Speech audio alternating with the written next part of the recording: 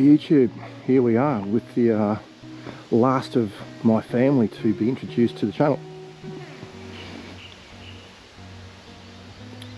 It's a GTA, or more accurately, it's a 147 GTA with absolutely fantastic finish on the paint.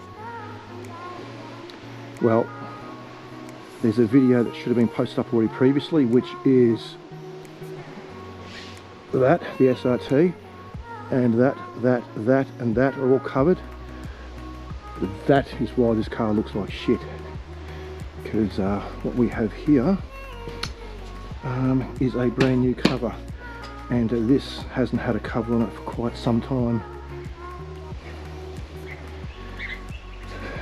3.2 V6, the big busso, GTA Cup spoiler on the rear, Auto Delta quad exhaust, still got the telly dials on, all that stickers and shit, they're all fucking going. This car is in desperate need of a revamp, and it will get one. Why does this car look shit? Because that cover hasn't been on here for too long.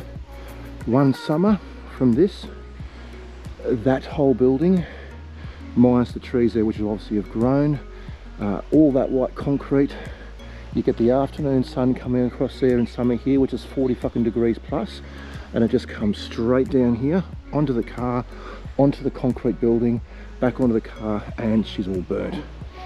So that is on me. I fucked up. Please, Alfisty, do not come hunting for me. Do not fuck me up, although I somewhat do deserve it. Paint's peeling down here as well. This is all not an Alfa thing. This is a I'm a fucking lazy fuckwit thing. I've already done the lights a couple of times. They need another polish and a clean. So this vehicle does need some attention. Also a little bit under the bonnet. I've already done some work to it, but she's always in need of a little bit more. It's not my daily, it's not my priority.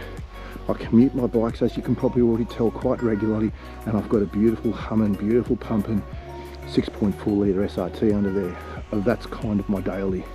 So this has been kind of on the back burner for a while. A little bit of rust there, a little bit of rust coming through on the roof. I really do need to get on top of this car. But anyway, let's roll, shall we? It'll be a bit of a longer video today, because this will obviously be my introduction video. We've got some tunes pumping. Oh, well, we're going to see a lot of that. Oh yes, this is old. This is very old. I will be getting obviously a new stereo for there as well. I'm currently running just off the battery. We have no alternator running at the moment. We've got fucking warning lights all over the place, but that's alright. None of them really mean much of anything. It's flashing there because I put a new switch in. Once I put the new switch in on the door, for some reason it hasn't coded with the ECU, and the ECU's gone fucking skitsy. Oh mate, there's codes everywhere. Anyway, doesn't bother me. There's a little bit of smoke coming out from under the bonnet there. You can see the smoke coming out. That's either a little bit of water. If it's not the water, because it doesn't smell like it, it's the oil. So I've forgotten how to drive this car, just quite honestly. But no, is that it? Oh, that's the water there. No water, no dramas. Alrighty, Ziggy Piggy, let's get this fucking Alfa rolling. What was I going to say? Oh yeah, the oil. I've definitely got a leaking. I've got a leaking gasket, head gasket. Not sure if it's the front or the back. Hopefully it's the front, because all you Busso GTA nuts out there will know.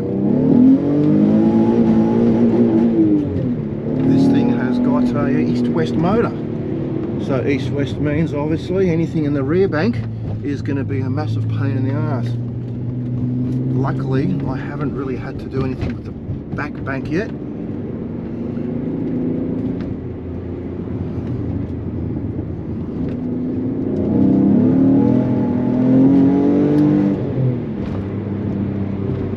this little car, eh? I don't know why I don't drive it more. It's a fucking right raw little hoot, mate. Hootenanny. Those of you familiar with this car probably will realise I've got some custom dash instrument fucking lights in there. Got them a long time ago. I had to wire all them up myself.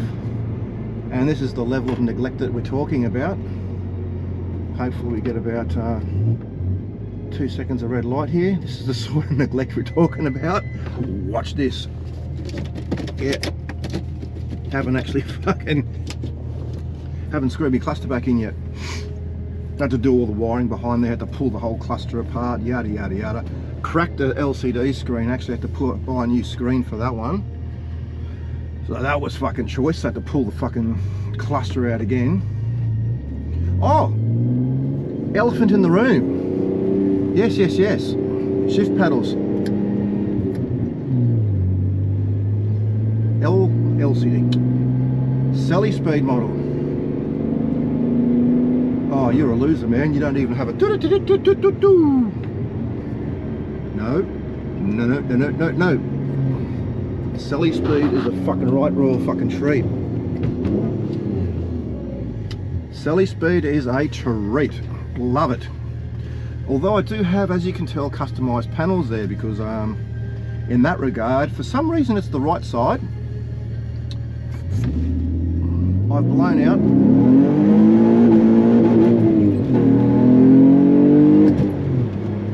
I've blown out my shift paddle twice.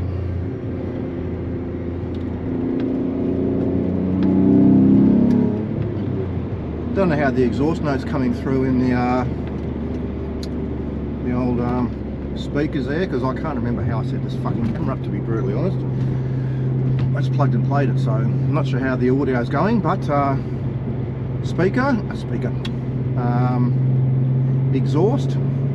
exhaust is, I've kind of gone backwards again. I had this thing decatted there for a little while. Is it Scorpion? I think it's Scorpion decat. It's got the GTV headers. I mean, that's just everybody does that. That's a given. Of course, everyone puts GTV headers on their GTAs. The back box is the quad tip, so it comes to the back box and then shoots off to the other side. That is the Auto Delta rear section.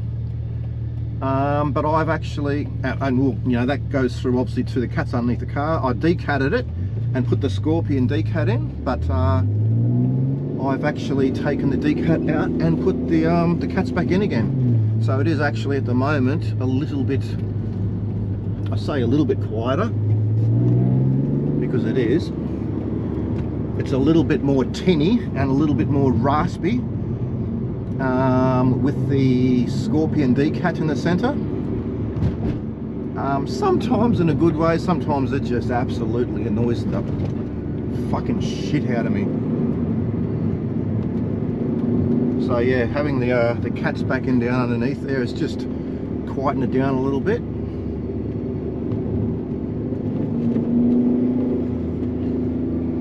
Get ready to unload.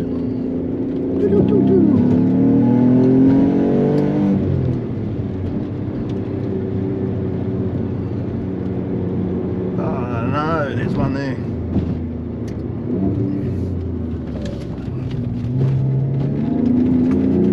How I flick this thing around, because the old tyres on this bad boy are a little bit on the poverty side. There's tread on them, do not get me wrong, there's tread on them, but fuck me dead, if there's a cheaper tyre out there, I don't know what it is, because it's probably on this car at the moment. Like I said, kind of been neglecting this car, which is a real shame, because it's a fucking piss cutter, man. It's a truly underappreciated fucking classic. But yeah, I will be starting to slowly but surely fucking get on top of that. Seriously, I've got, like, I'll be ripping through this like a motherfucker. I really wouldn't trust the tyres too much. I'm thinking of putting some Nito NTO5s on here, which are semi-slicks, road legal, wet rated. NTO1 would be a better tyre, but with this being front wheel drive, you know, you need a considerable amount of front wheel grip. So in the rain I have run, I think it was Pirelli P7s in the rain, and all I was doing was just sparking up the front wheels all the time everywhere. Just could not fucking get the traction down when the road was wet. So NTO5s, it's a wet tyre, so they say. I might give them a crack. Failing that, oh, who knows. There's a whole bunch of fucking tyres you can throw in there. 235s I'm running. Come standard 225s, I'm running 235s. I'm going to throw 5 to 10 mil spacers on, and probably try to run. The jury's out on that. I might bite the bullet. Everyone says 235s, but I'm going to give 245s a crack. I can't see why not, especially if I put spacers on, because that's only an extra 5mm inboard and outboard. And if I put a 5mm fucking spacer on there, then at least that's... Anyway, I'm going to give it a crack. Going to get my wheels repainted, get my brakes redone, put some new discs on. I've got to get the fucking alternator done. When I'm in the alternator, what else? There's something under there. Alternator. Timing belt. Woo-hoo-hoo. Jesus Christ, I don't know how long I've been running on this timing belt, but if you want to work off the Alfa adage, which is X amount of Ks or 3 years or whatever it is. Oh mate, I'm well past the time limit.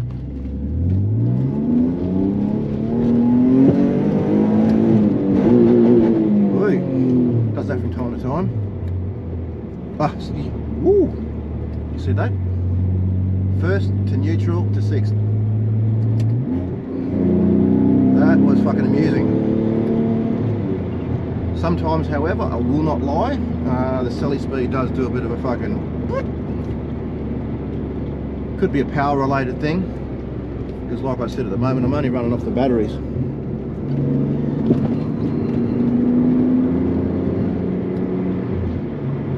Oh shit, speaking of which, oh no, it's just driving lights. I can run the aircon, I can run the lights, I can do all the gears. The car will do that to the gym and back, that's not a problem. As soon as I get home tonight, I stick the car back on the charger and away we go.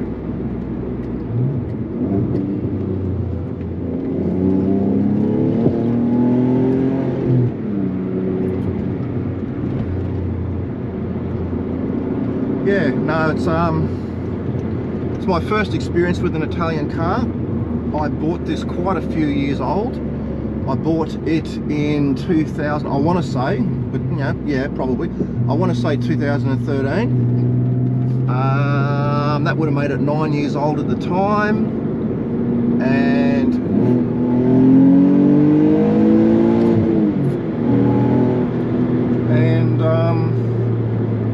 had 67,000 Ks on it. It's a 2004 model. So it's now knocking on 19 years old, and I've only got 108,000 on it. So I've only put on 40,000 kilometers. I've only put on 40,000 kilometers in 10 years. Yes, you heard correctly. That's 4,000 kilometers per year on average. And I assure you on that, the majority of those kilometers were done in the first half of my ownership. So probably the first 5 years. The last few years I haven't really done much driving with this. But she's sweet as a beat. Like, nothing crazy's happened to it. Nothing crazy at all. Nothing extravagant fucking shit itself.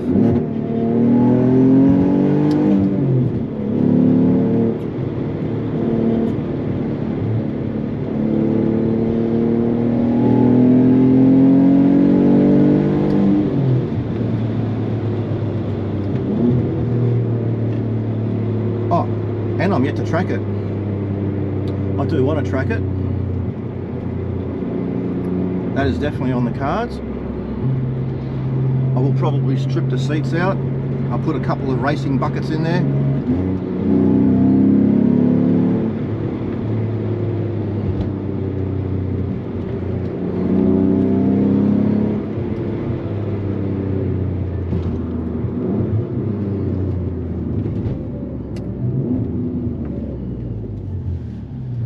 Oh, well, we're nearly there. The smell of oil is naturally gone. Whatever has leaked out of the gasket has already burnt off the exhaust. Obviously the exhausts are just underneath the head, little drip drip drip, and that is what it is.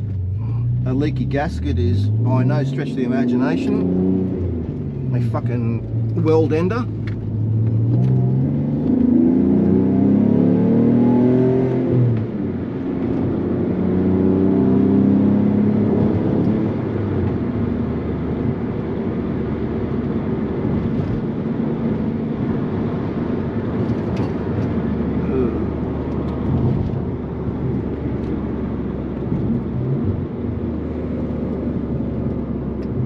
Yeah, so I'm not sure what crowd is going to get attracted to this video, going off the analytics of my previous videos.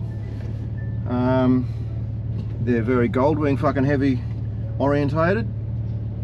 I'm, at the time of making this video, I'm yet to post, which I've already recorded, my my first SRT video. So that's still on the back boil. That'll get uploaded hopefully tonight.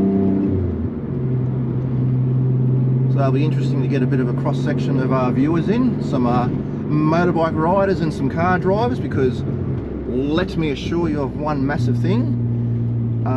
You don't sit here inside an Alfa Romeo and say that you're not a car guy, because you fucking clearly are.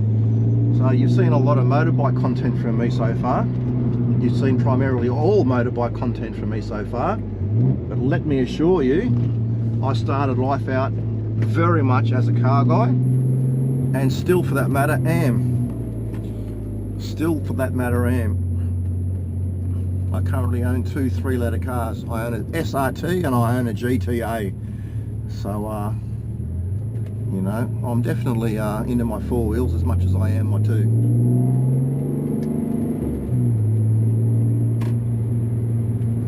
How did I come about this car? Well, that is a conversation that's best kept on the fucking DL. Suffice to say, I still have it 10 years later. There's a whole reason why I bought this car, but it's not really for anyone's consumption other than my own. It wasn't necessarily what you class as an accident. It was a deliberate purchase. It wasn't the primary purchase, but it came up on the radar, and then it just kind of evolved into 147 GTA. So it started off with 147. Let's just leave it at that. It didn't, at the time of purchase for this car, it did not need to be a GTA. It could have been the 2-litre Selespeed automatic twin spark 2-litre one, but ended up with this. That was definitely something to do with me.